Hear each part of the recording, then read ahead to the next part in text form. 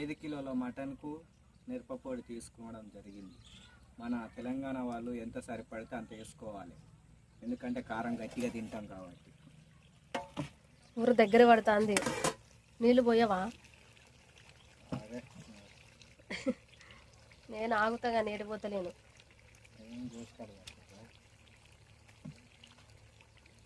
ఏమి ఇవ్వాలి నీళ్ళు? ముందు కలపరాదు.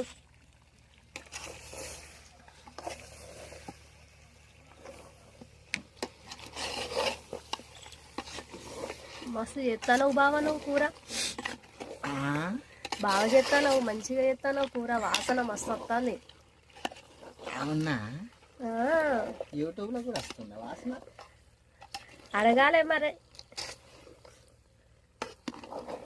మన సబ్స్క్రైబర్స్ ఉన్నారు కదా, వాళ్ళని అడుగుదాం. చెప్పండి దోస్తులు, అడుగు, గట్టిగా అడుగు, వాళ్ళకి వినపడది.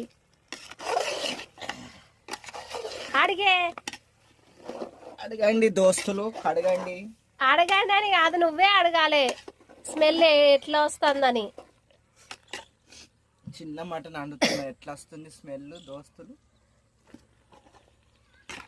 నీళ్ళు పోయి. అమ్మ ఇప్పుడే వద్దా? అది కానీ అమ్మన్నట్టు కారము ఎక్కువ అవుతుందా? అవుతుందా చూద్దాం. ఇది మన పట్టించిన కారం ఏం కాదు కదా.